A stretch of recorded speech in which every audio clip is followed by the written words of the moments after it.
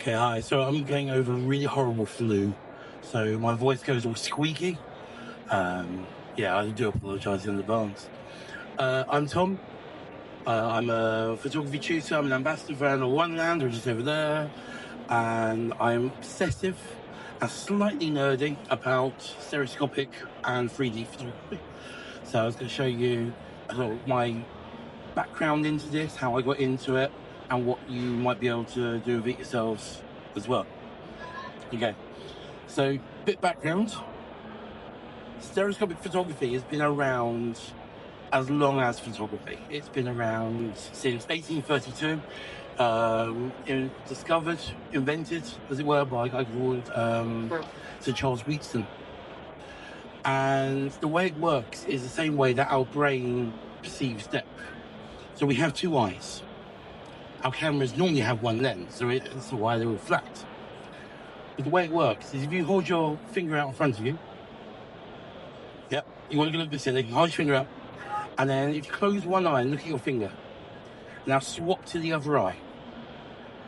You see in your vision your finger almost jumping, and that's because each of your eyes is seeing its position from a different point of view. Our brain gets both those bits of information, combines it together, and that's how we understand that you guys are at varying distances from me. Okay? So, all right, I'm happy now. I've got you all looking a bit silly doing that. That's all I wanted for the day. Yeah. You won't really be able to see this, but that's just a bit of a summary of some of the things that have happened in 3D photography since its first invention. Something I find quite cool is the moon landing. They had stereoscopic cameras on the moon. They had one very similar to mine in the lunar capsule, and that was sold by Viewmaster, little discs. But they also took one onto the surface of the moon, and they were photographing the surface in 3D. I didn't know this until about a year ago when some came up for sale in an auction for lots and lots of money. Anyway, right, so me. I got into this stuff years ago. I was at a car boot sale, and I saw some stereo views, these ones, for sale. And they're just from the ball wall. I knew what they were. I'd studied photography. I'd learned about these things being in existence. I'd never seen one. I'd never looked for a viewer. And then to see some for sale, so I'll get them. So I did, and I had them home, and they just sat on my shelf for a year, 2 years. And then I went to the V&A, Victorian Albert Museum, and it's changed now. But it was there that I actually got to first look through a viewer. And this is the viewers as they are, and then there's photography wing now. It was somewhere else in there before. And I looked through the viewer, oh my God, it's amazing. And the layers of depth within them just blew my mind away. So then I wanted to do more of it, but I didn't. And it wasn't until I went and did my masters. I went to LCC, and I did my masters, and I had a tutor, Lewis Bush, and he wants us all to get away from what we've been doing already, what we've kind of become commonplace in our practice, and to try something we've never done before. And I thought, well, I'm going to go stereo, I'm going to go 3D. And I discovered a photographer called T.R. Williams. So this guy, we share a birthday. We share the same initials. I had to do something with it. And he went to a village, which until very recently, no one knew which village it was. But Brian May find that out. Called Hinton Waldress. This is now in Oxfordshire, but at the time it was Buckinghamshire. And that's where he got married. And he set a series up of 59 stereo views. This is between 1850 and 1853. So photography is very, very new. And he created a series of stereo views to both record rural life as it was at that time, before the Industrial Revolution took hold. Ironically, using one of the greatest tools of the Industrial Revolution, but there we go. But also to make a political statement about what was going to be lost in that moment as well. I love this. I love this idea. I love the idea of everything being contained within one area for this work. So I was living near the canal at the time. Canal was built around the same time that Williams is photographing there. So that was my subject. I did a project called 2,000 miles. So 2,000 miles is the amount of coverage of the canal network within England. I didn't travel 2,000 miles. I was skint, I had a new baby, was getting married. But I did travel considerably. We hired a boat, went up towards Oxford on the canals, trying to get through a tunnel. That was nerve-wracking, but we did it. And yeah, so most of this was all shot on this camera, and I realised when I was using it something that this is probably going to upset a couple of people, especially if you use larger formats. In my opinion, a stereo view shot on 35mm film on this is better quality than a large format negative. Okay, no one's throwing anything at me yet, but it has happened before. I've said this to friends. They start throwing peanuts at me in the pub. My reason for this is, from a 5.4 neg, the quality is beautiful. We know that. You know, the massive prints, they're gorgeous. But it's still a print on the wall, you're still looking at it. When it comes to doing stereoscopic photography, you're transported into that photograph. You're not looking at the photograph, you're in it. And the way I look at it is a bit more like these puppet theatres. Another little obsession of mine. I love these. I always love the idea of them. And the idea of all the things that are in that scene are in layers. And that's kind of how I think about composition as well. I used to think composition was left, right, up and down, rule of thirds, Fibonacci's, ratio, whatever it might be. But it was on that flat plane of a photograph. And I realised, and this is probably my favourite example for it, that actually that's quite boring.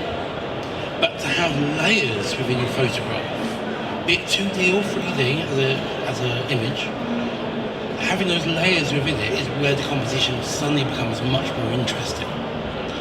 And the way this one works for me is this little gap down by the hinge of the door. In one of the photos, left photo, you're not looking through it. You can't see through it. The right one you can. And there's just a little hint of extra depth where one eye can see through a gap and one can't, because the perspective difference is what really makes that one work for me. So that project I did 59 views, same amount as what Williams had done in Hinton Woodrest. And me and T.R. Williams, we keep on bumping heads over and over again. I went back to Hinton Woodrest, it's about an hour drive from where I live. Not much there, it's a really, really quiet little hamlet. I went there, photographed around what I could find. I found the great-grandson, maybe great-great-grandson of someone who was photographed by Williams, and he's still living in the same property, so that was quite nice. I did a portrait with him as well. And I've now been applying it to other things as well, so I've been doing street photography with it as well. So mainly around London, but I take the camera with me everywhere I go. Quite often it is this one. And then, back in October, we did this. And Matt, he was here with me, he came along. And we did, as far as I'm aware, the first in the world photo walk dedicated to stereoscopic photography. and we walked from Carnaby Street. So this is where T.L. Williams' second studio was. That's actually where H&M now is on Regent Street. Not very interesting. We started in Carnaby, it's much nicer. And then we walked from there down to Lambeth, which is where his first studio was. And I haven't got it in here, but there's a real magical moment for me where I had a stereo view with me of his, of Williams, of a fox. And it was a stuffed fox, but it was at the studio in Lambeth. And we're standing there outside that building, and an urban fox came walking up the road towards us. It was a very poetic moment, and really exciting for me. So we're now doing this on a yearly basis. It's already up on photowalk.me, but if you want the details, if you want to come join us, please scan the QR code, free to join. I'll do like a bit of a workshop, stop along the way and look at some stereo views and so on as well. So that's me, that's what I've done. What about you? Oops.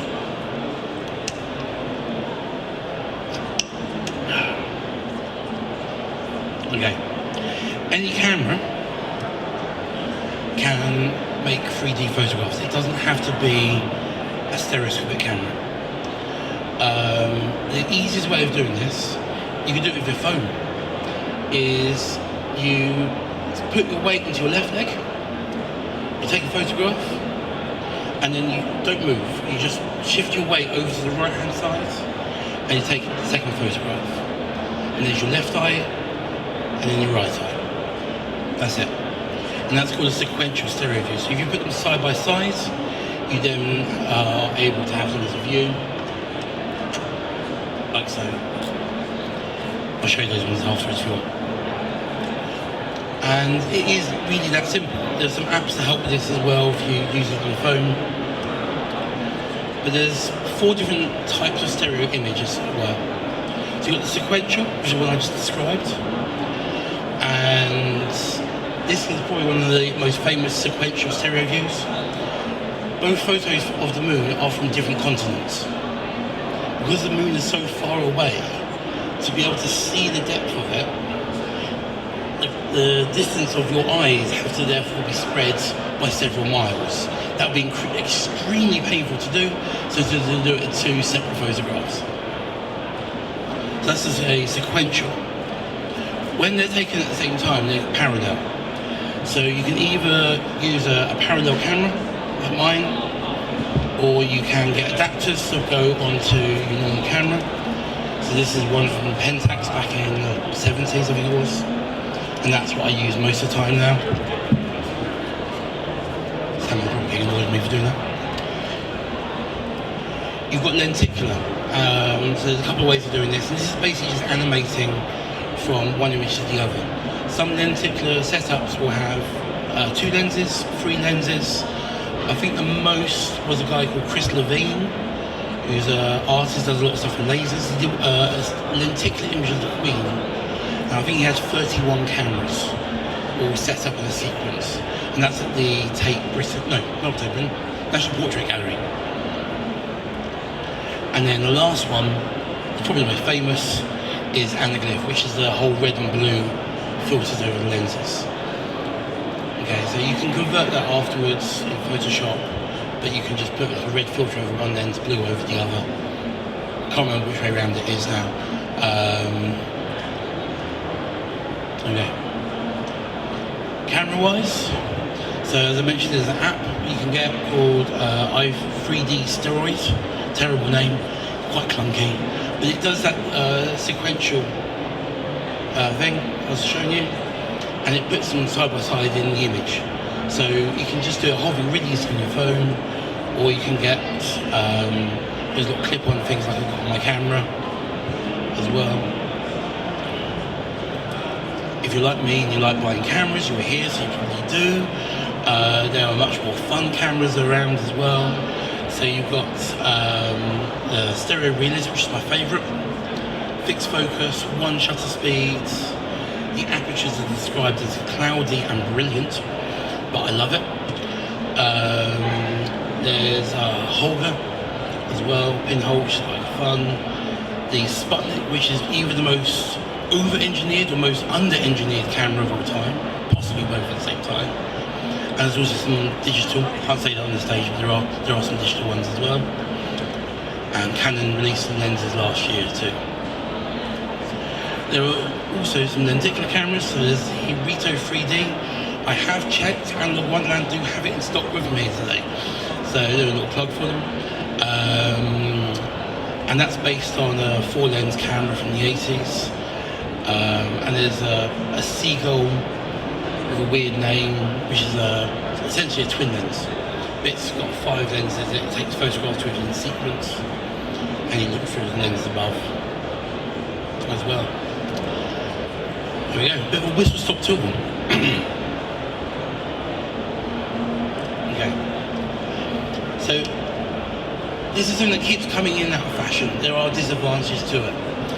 The main disadvantage is to look at a photograph in 3D is either very expensive because you're getting it printed lenticular, which costs a lot of money, or you have to look at it through a viewer, so you either have to hold something or wear something, or using virtual reality headsets, which are even more uncomfortable. It's not convenient, and that's the main disadvantage to it. It's a little bit harder to make, but as I've shown you, it's not that hard to make.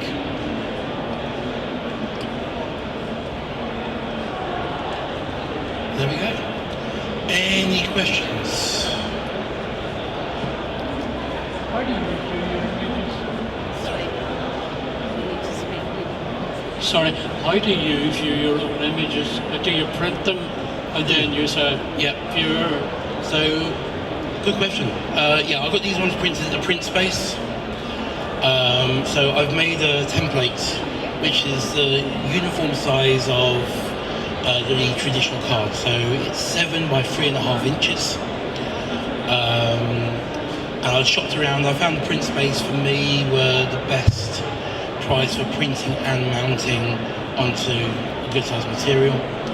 So I even look at them with a modern viewer from the London Stereoscopy company, or their little pocket version, which is like so. And it's just, yeah, it just lives in my bag.